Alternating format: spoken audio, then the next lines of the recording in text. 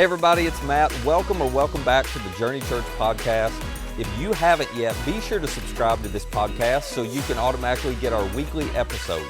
And you might want to go ahead and subscribe to our Journey YouTube channel as well. You'll find messages, music, interviews, inspiring stories, and more for you all right there. Now, I hope this episode helps you take your next step in following Jesus. I want to start with a phrase that you've heard of, and if you're in construction, you know this really well. If you're not in construction, you kind of know what the term means, okay? But there's a point to this. The phrase is structural integrity. Over the last couple years when we were building this facility, I got very familiar with structural integrity. Structural integrity slows building projects down, but you're glad it slows them down because you're safe when you're sitting in here, okay? You kind of have an idea what structural integrity is, but I'll give you the official definition. It's simply this. It's the ability of a structure to withstand its intended load without failing due to fracture or fatigue. So if you don't have structural integrity, if a building doesn't have structural integrity, it can fracture, it can fatigue for a lot of reasons. Sometimes the fracture and fatigue comes from natural disasters. We obviously have seen that. But sometimes it comes from defective materials. Sometimes it comes from faulty designs. When we were building this facility, when we got all the steel up, they came out to test everything and to check everything, you know, before you could go on. There's so many tests that they do. And they actually, the guys had put a washer in the wrong place on all of the bolts and all of the steel, and they made them go back and move every single washer. That's how important it is to them. That's how much it matters to them. Because here's what the engineers know, and here's what you and I know. Whenever there's a fracture or fatigue in any beam or any column in a structure, the stress that comes from that is not contained to that beam or to that column, is it? You just intuitively know this. Whenever there's a fracture or fatigue with any beam or column, the stress, the load from that ends up getting spread to the rest of the building. And in some cases, it creates a collapse, that the failure of one can lead to the collapse of all. Now, the reason I bring that up is because we're starting a brand new series today called The Perfect Guide for Life, How Integrity Brings Clarity and Courage. Because just like structural integrity, when there's a failure of personal integrity, the stress or the fracture that comes from that is never contained just to the individual. You already know this too. This is common sense. We live this and see this all the time. That whenever somebody has a failure of personal integrity, the impact of that is felt by all the people around them. The load from that, the stress from that, it's felt by all the other people that they care about the most. And you've watched this play out. One person in a family has a breach of personal integrity, and it puts stress on the rest of the family, doesn't it? A child has a breach on personal integrity. It puts stress on the marriage of the parents. It's like, but they didn't have anything to do with it. It doesn't matter. It puts stress on it, you know, and sometimes leads to the collapse of it. That when a CEO has a breach of personal integrity, we've all watched this play out in the public. When a CEO has a breach of personal integrity, it can cost all kinds of people their jobs who had absolutely nothing to do with it. Integrity is something that's personal, but it's never private. It's never isolated. The load gets transferred to all the people around you. It's just the way that it works. So over the next few weeks, I want to give you a definition of integrity that I hope you'll be able to carry with you, honestly, and this is asking a lot, but I hope you'll remember it and carry it with you for the rest of your life. I want to talk about how you can have integrity, keep integrity, get integrity back if you've lost it, because that happens to us sometimes. We're going to talk about how you can use integrity as a guide to give you clarity on all the decisions in your life. It really is the perfect guide for your life. I'm going to show you how integrity will give you courage to do the hard thing, even though it's going to cost you, but you're going to do it because it's the right thing. It gives incredible courage in difficult times if you know how to manage your integrity the right way. We're going to talk about all of that kind of practical stuff, and my intent was to start with that today. But the more I studied and the more I got into this, I realized I can't get to any of that before I talk about something that may seem at first somewhat unrelated, but it's actually foundational to everything with your integrity and everything with my integrity. I have to start by asking you this question. Where do you anchor your integrity? You may have never thought about this, you probably haven't, but you anchor your integrity to something or to someone. You need to figure out what that is. Where do you anchor your integrity? Where do you anchor your moral integrity, your sexual integrity, your financial integrity, your gender identity integrity? Where do you anchor your relational integrity? And what's your integrity anchored to? Now, the reason this is such an important question is because all of us have a tendency to look for loopholes. This is just what we do, isn't it? When it comes to integrity, there's something in us that's always wanting to find a loophole that's going to allow us to abbreviate, if you will, our standard of integrity, or to shift or manipulate our standard of integrity. We all want to find the loopholes to allow us to do some things we want to do, even though it wouldn't necessarily line up with our previous standard or measure of integrity. This is why there's a lot of conversation these days about, I have my truth and you have your truth. I have my truth, you have your truth, which is perfectly fine. Everybody's like, oh yeah, let everybody anchor their integrity to whatever they want to anchor it to, except, and this is where it gets a little hypocritical, there's a tendency on my part to excuse away any lack of integrity I have. In other words, if you catch me in a lack of integrity, I will have a story to justify it. You will too. It's like, oh, that's not usually like me. But because of this, and I've been going through, and in this situation, and just this one time, I tend to excuse away my lack of integrity. But I expect impeccable integrity out of you. You expect impeccable integrity out of all the people around you. You do. It's an odd thing, but students who cheat on tests expect their teachers to grade the test with integrity. Isn't that odd? It's like, no, I'm going to cheat on the test, but you can't cheat me in grading the test. Spouses who are unfaithful to their spouse expect their spouse to go ahead and be faithful to them. It's weird. It's so hypocritical. Employees who waste time at work and try to figure out ways not to have to put in enough effort expect their employers to pay them a full day's wages. And if they don't, they get angry about it. This is all of us. We're going to excuse our own integrity whenever we have an opportunity to. But by golly, I'm going to expect impeccable integrity out of you, especially when it impacts me. Especially when it impacts me.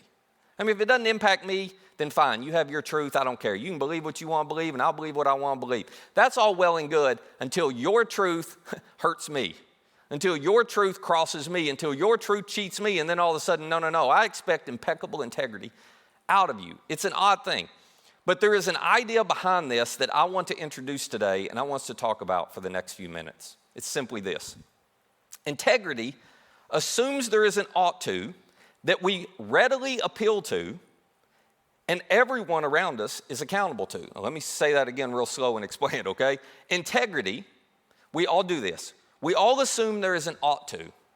So when it comes to integrity, we all assume there is a standard. There's a right and wrong. We all assume there's an ought to. You ought to do that. You ought to do that. Everybody ought to do that. Integrity assumes there's an ought to that we readily appeal to. So if you violate that ought to, that standard, that right and wrong that I think everyone should believe in, if you violate that towards me, I'm going to immediately appeal to it and say, you're wrong. You're wrong because everybody knows that's wrong, okay? I'm going to point to the ought to and say, everybody knows you ought to or you ought not to. And I'm going to hold you accountable to it. Now, let me see if I can explain this in a way that makes sense. I want you to think about a time when you looked at somebody and you were so upset, you were so hurt, you were so frustrated, you were so angry, and you said, I can't believe you lied to me. We've all had this happen to us, right? I can't believe you lied to me. I want you to think about that situation. Now, let me ask you this question. Before that breach of integrity that hurt you, before that breach of integrity that disappointed you, before that breach of integrity that impacted you, and you looked at them and accused them of lying to you, had you ever sat down with that person and the two of you debated and discussed and come to an agreement that lying was wrong? No, you never had that conversation. But the minute they lied to you, there was just an assumption on your part, well, everybody ought to tell the truth. It's obvious. Everybody knows you shouldn't lie, so I don't have to say, well, let's make sure we're in agreement on this. No, there's no discussion here, right? And if they had looked back at you and said, yeah, I lied to you, what's wrong with lying? I mean, that's just how I live my life. You'd go, you don't get to make that choice. That would not be satisfying at all. You wouldn't say, oh, yeah, you have your own truth, and you get to decide what's right and wrong for yourself. You wouldn't do that. No, whenever you look at somebody and say, you lied to me, you're appealing to something you think is a universal ought to. Nobody should lie. And you are going to hold them accountable to that, even though you never had a discussion around that. We all do this, don't we? So what is that? This is what I want us to think about. What is that? Why is it that there are certain areas where we feel like I should get to choose for myself what's right and wrong? Certain areas where we think, oh, it's a gray area. Everybody can decide for themselves. But then there are other areas that when their lack of integrity impeaches upon us, when it impacts our lives in some way, then all of a sudden we're like, no. There's a universal standard that you have just violated, and you're clearly in the wrong. What drives us to do that? Why wouldn't we look at the standard for integrity as more fluid than fixed, as more suggestion than rule? Because some people make that argument. Everybody should get to decide for themselves, which is great until, like I said, it hurts them, and then all of a sudden they throw that argument out, don't they? Why shouldn't we just look at integrity as a tool that I will use to get my way until it gets in my way? And at that point, I'm just going to throw it away and do as I please. Why doesn't integrity work that way? Well, you intuitively know integrity doesn't work that way. You intuitively know that if everybody's deciding for themselves what's right and wrong and what defines living with integrity, well, then there's actually no such thing as integrity, right? You just have to throw it out the door. Nobody can define it anymore. The only way for integrity to work is it has to be anchored to something that's not internal. Because I'll look for loopholes. If I anchor it to anything inside of me, well, I think this is right and wrong, that's what I'm anchoring integrity to. If I anchor it to anything inside of me, I'm eventually going to look for a loophole and move the goalpost, if you will. But we intuitively know it's got to be anchored to something outside of us. It's unchangeable, that's immovable. And the Apostle Paul, when he was writing to Christians in the city of Rome, he actually addressed this issue with them, and he addressed it with them for a very practical reason. As you can imagine, you don't have to know much about Roman history to know Rome wasn't exactly known to be a place of impeccable integrity. I mean, in Rome, whoever had the money, who had the power, they got to make all the rules. Might made right. They got to decide what was right and wrong in that culture. I got the money, I got the power, I'll tell you what's right. And if I want to change it, I'll change it. That's kind of how the Roman Empire worked. And so Paul is writing, imagine this, to Christians, some Jewish, some not Jewish, to Christians who are living in the city of Rome in the middle of this kind of culture. And he's writing to them about integrity. And these non-Jewish Christians, or Jesus followers in particular, they're trying to adopt an entirely new, different, you might call it foreign way of life from what they'd grown up in, from what they were used to in their own Roman culture. And so Paul addresses with them this question of, where should you anchor your integrity? And here's how he addresses it. He says this in Romans 2. He says, indeed, when Gentiles, that's just people who aren't Jewish, when Gentiles who do not have the law, now remember he's writing to some Jewish Jesus followers as well, so they understand this. The law he's talking about is the law or the standard that God gave Moses centuries and centuries before.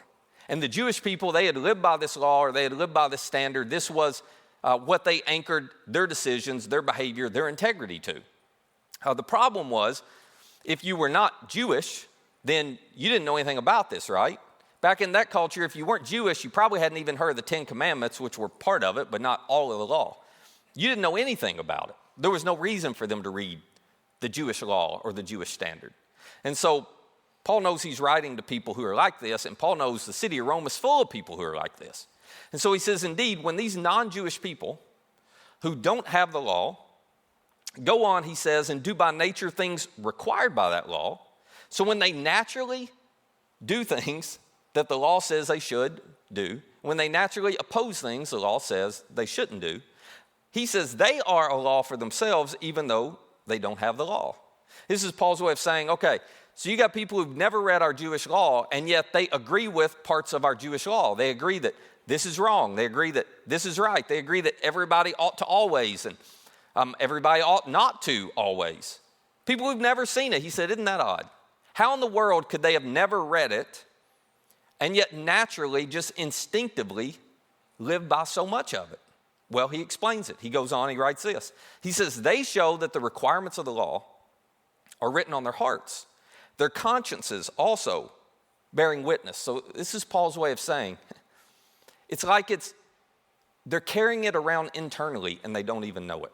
And Paul's argument, and we could talk about this another time, but Paul's argument was, when God created us, he imprinted He implanted his standard in our hearts, that we carry it around, that we don't have to read it somewhere, that we just instinctively know so much of what's right and wrong. That doesn't mean we can't silence our conscience, but that's what informs our conscience. That doesn't mean that we can't ignore it.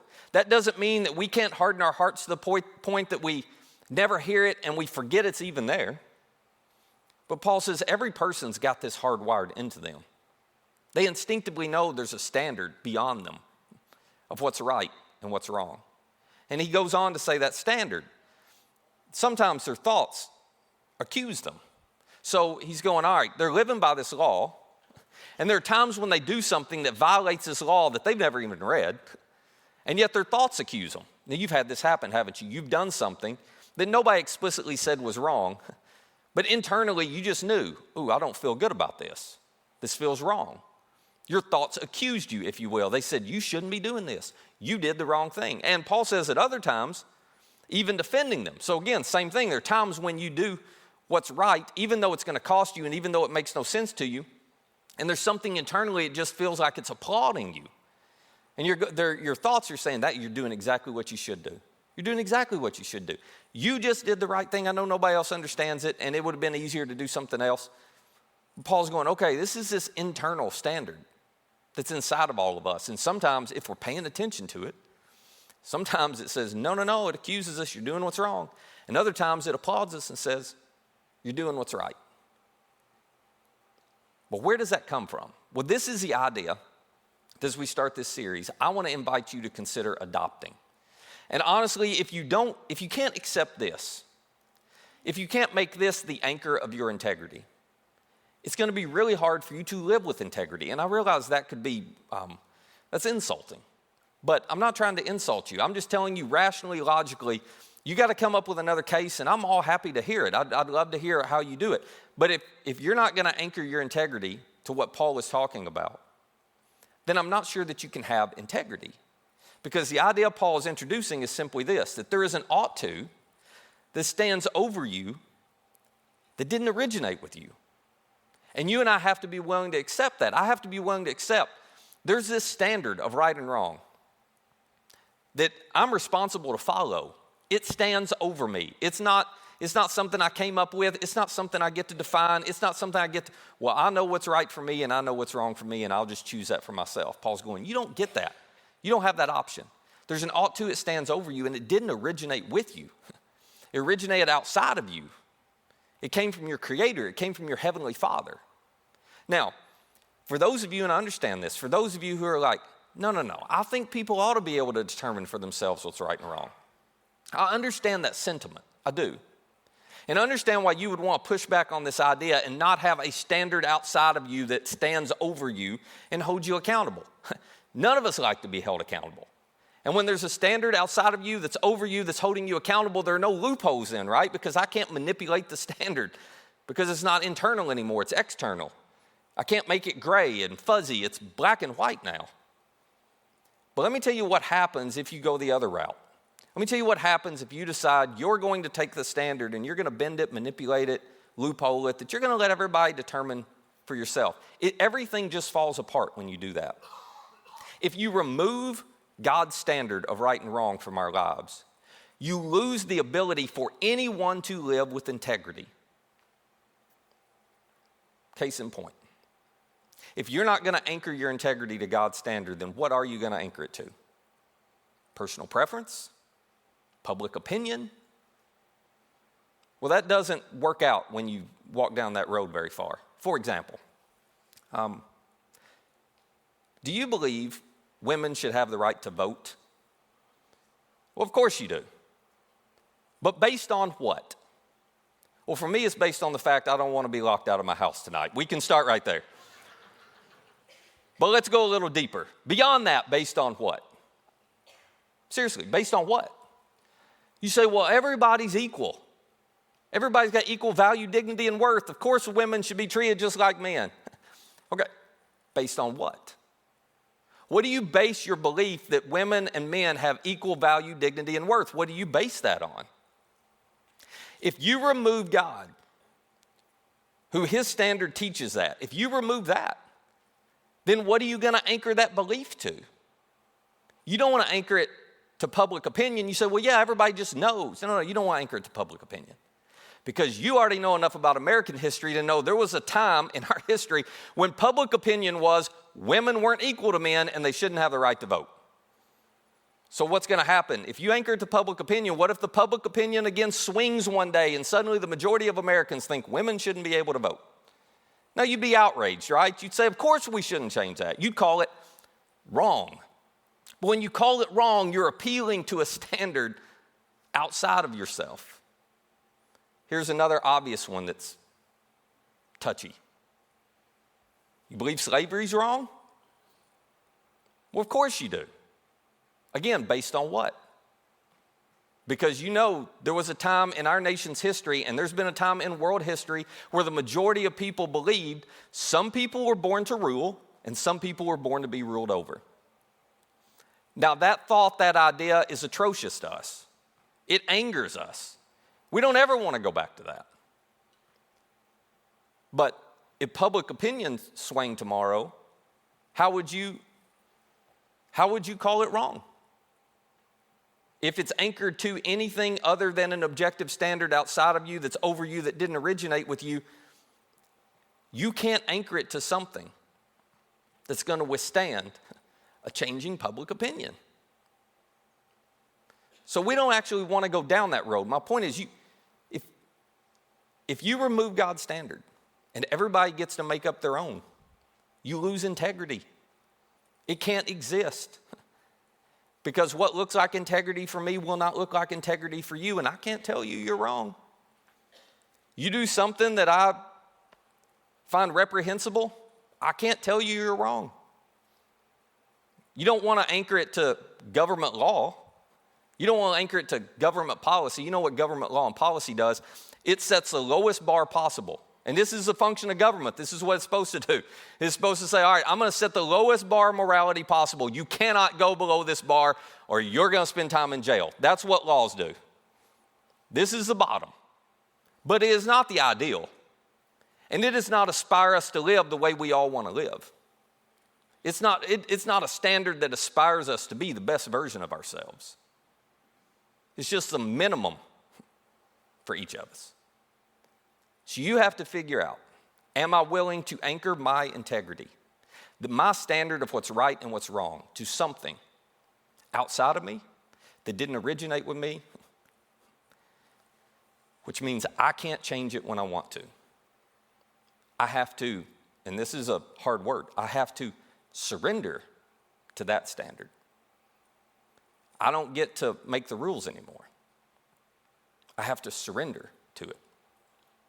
Now, those of us who follow Jesus, we have a hard time doing that. Those of you who don't follow Jesus, you don't want to do that. But here's what I want you to consider. When you do what's right, even when it costs you, and you've all done this, Christian, not a Christian, doesn't matter. You've all had moments where you've done what's right, even when it costs you. When you do what's right, even when it costs you, you are acknowledging the rule of God over you. When you do what's right, when it doesn't make sense, even when it costs you, you're acknowledging, I think there's a standard bigger than me, because if the only standard to anchor to is my own standard, well, I'll just change that whenever I want to do what I want to do to benefit me.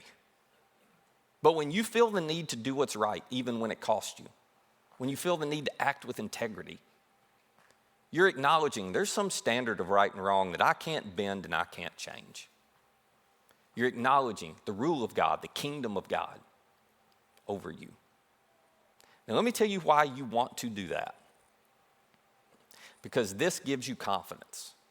Imagine the confidence you will have going through life, knowing there is a standard that is true for all people, all places, all times. Imagine you're anchored to something that you know is unchanging and immovable. Everything in your culture and our culture, everything in your world is changing and moving all the time. How do you navigate it? The only way to navigate it without anxiety, stress, and fear is to be anchored to something that you know is not changing and not moving. The standard, the rule, the kingdom of God. The ought to, that's over you and over me and didn't originate with you or me. That is why integrity, anchored to God's standard, is what will best serve you. It is a guide that will always serve you well. So we'll get practical next week. But we can't get there until you decide where you're going to anchor your integrity. Will you surrender your standard and anchor your integrity to His? And then live by it when you like it, and live by it when you don't. Live by it when it's easy, and live by it when it's hard. Let me pray for us. Father, a lot easier to say than do. It's easy to talk about as long as it's not costing us anything. It is really hard to do when it's going to hurt, when it's going to cost us, when it's uncomfortable, when we don't like it, when it means that our lives don't align with your standard, and we'd rather realign the standard than realign our lives. So would you help us just to consider surrendering to your standard, because what better option is there? As uncomfortable as it may make us, I don't think any of us want to live in a world where there's not a standard outside of us that defines right and wrong for all of us. So help us to be people, especially those of us who follow you, who surrender to that and model that, even when it costs us. And for those who aren't yet following you, would you help them to understand that there is actually freedom for them on the other side of that surrender, as odd as that may be, that surrendering to your standard frees them. They can live free of fear, free of stress, free of anxiety. They can live free, confident that you're with them and that you're a guide for them that will best serve them all their lives. It's in your name we pray. Hey, if you'd like more content like this, subscribe to our YouTube channel and download our Journey app to access all of our recent message content. And our app is the easiest way to share this content with a friend. For more information on our church or to find our app or our YouTube channel, just visit JourneyCalway.com. That's JourneyCalway.com. Thanks for listening.